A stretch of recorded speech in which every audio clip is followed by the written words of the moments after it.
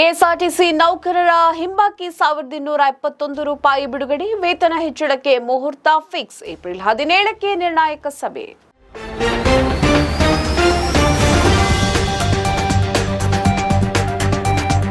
ರಾಜ್ಯದ 4 ಸಾರಿಗೆ ನಿಗಮಗಳ ನೌಕರರು 36 ತಿಂಗಳ ವೇತನ ಹಿಂಬಾಕಿ ವೇತನ ಪರಿಷ್ಕರಣೆಯನ್ನ ಆಗ್ರಹಿಸಿ ಮುಷ್ಕರವನ್ನ ನಡೆಸಿದರು. ಕೊನೆಗೂ ಅವರ ಬೇಡಿಕೆ ಈಡೇರುವ ಕಾಲ ಹತ್ತಿರ ಬಂದಿದೆ.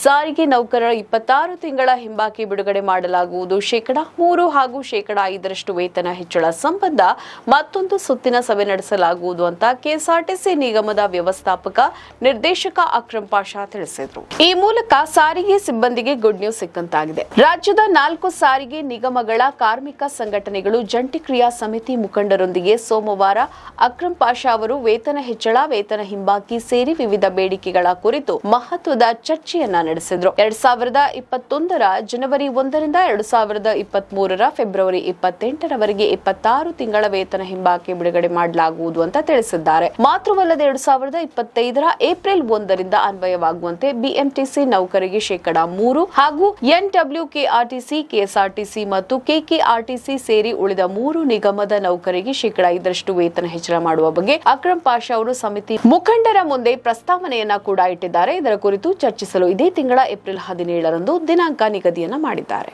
ನಮ್ಮ ಈ ವಿಡಿಯೋ ನಿಮಗೆ ಇಷ್ಟ ಆದಲ್ಲಿ ಲೈಕ್ ಮಾಡಿ, ಶೇರ್ ಮಾಡಿ, ಕಮೆಂಟ್ ಮಾಡಿ ಮತ್ತೆ ಸಬ್ಸ್ಕ್ರೈಬ್ ಮಾಡಿ.